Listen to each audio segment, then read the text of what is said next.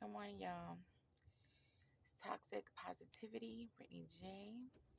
I'm using my mic today. I think the sound be off, so I tried to put the mic on today. But anyway, how y'all doing? All right, so I didn't really get a download today, but Spirit put it on me to talk about magic and particularly the magic. Well, I mean, let me just put it in my story frame.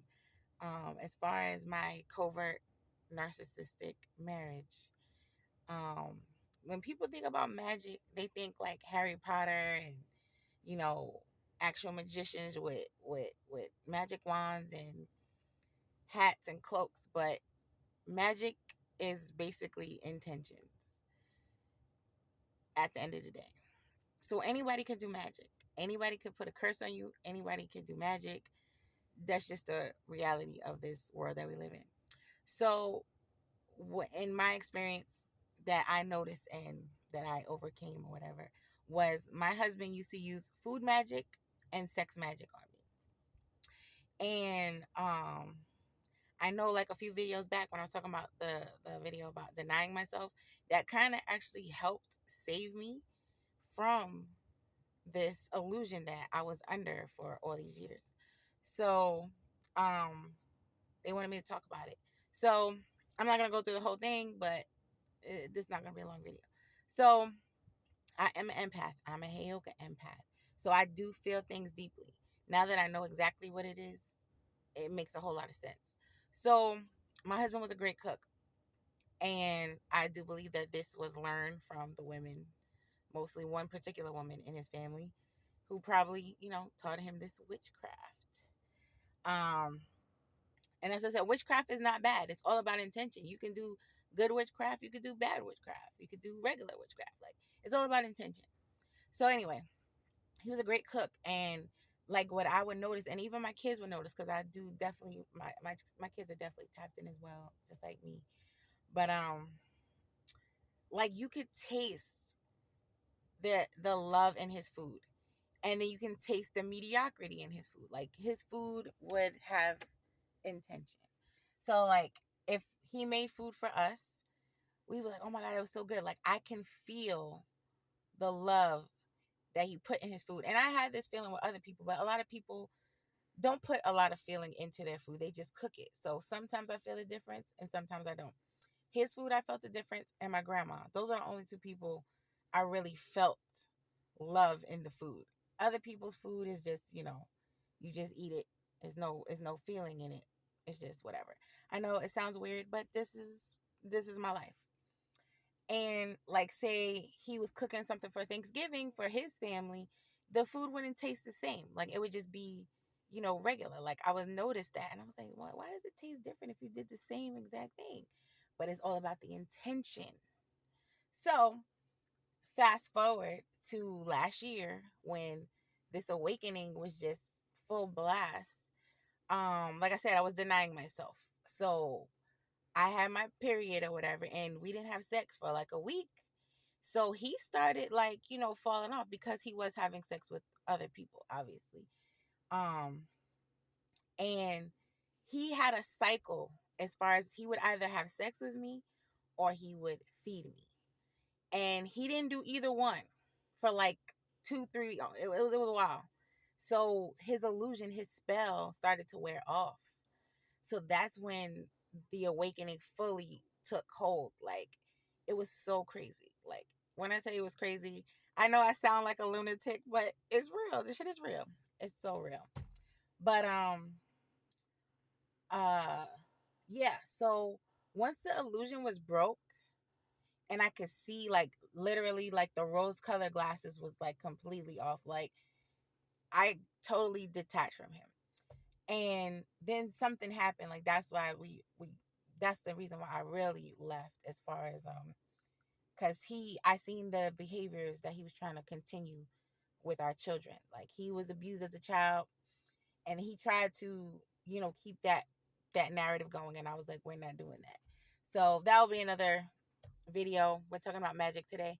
But yeah, so once that happened, uh, once I told him, that I didn't want to be with him anymore, like that's when he started cooking and he was like making all this food, and then I wouldn't eat it. I wouldn't even eat food he bought in the house. Like if he bought it, I was not gonna eat it because I knew it had intention on it, and he was getting upset that I wouldn't eat the food. And it was so funny because like he was making like 5-course meal, like he made, you know, meat, vegetable, dessert.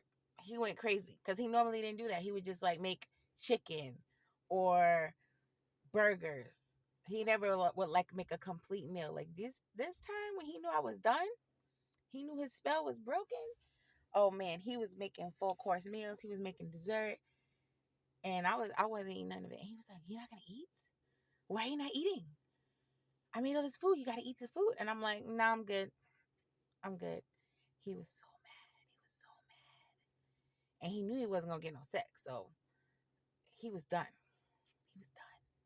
So yeah, I just want to let you guys know that shit is real. So you gotta be careful. And I know people already like this, like they already leery about eating people's food and shit. But this channel is about me sharing my story, sharing what I've overcome. Sometimes I get downloads to, you know, help other people as well. But they wanted me to share that whole magic story because the shit is real. Like it's real.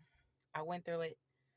And oh, that was another thing. Okay, so that was another part of the sex magic was I used to work from home. So I told you guys I used to dye yarn. So I used to work from home, and dyeing yarn is kind of time consuming because it's time consuming. So I would wake up really early to get it done because it would kind of take me all day. So anytime we would have sex, like he would drain my fucking energy. Like literally, we'll have sex and I would sleep for like 4 hours. So that was messing up my money because now it was delaying my work.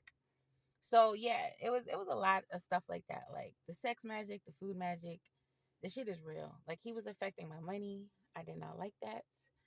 Because I was like, I don't like overworking. So I wake up early on purpose so I can, you know, do my day not with chaos. And he would just take 4 hours away from my day. And then I'm like hustling to get my work done. And he would do this on a regular basis. And it used to drive me crazy. And I used to tell him, I'm like, yo, why you keep like, and it wasn't always like that. I think just noticing like, it was all about the intention because when I wasn't working at home, that wouldn't happen. You know what I mean? So that's what I was like, everything is all about intention. He was trying to mess up my money. He was trying to mess up my energy, just have me in illusion, have me in la la land. Um, so when they talk about digmatized, that shit is real. It's real. Don't get it twisted, and not in a good way.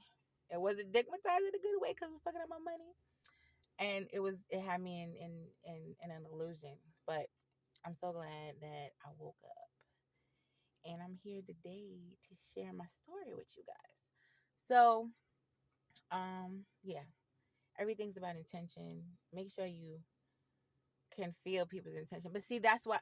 Okay, so that's another point, and that's another point of this channel is to encourage people to tap in. You have to start building up your spiritual side, your spiritual body, your spiritual mind, because that's the time we're living in. Like, you got to get spiritual. We have to get tapped in. We have to be tapped in with Mother Nature, Source, the universe, our ancestors, ourselves. You got to get tapped in so you can free yourself. Like, you have to free yourself. Or you could just stay here. It's up to you. We all got free will. I am free. And I plan on staying free. And I don't mind setting some other people free. So that is my story of the day, guys. Sorry. Like, share, subscribe, comment, all those good things. Keep your intentions pure. And I love you guys. Have a great day.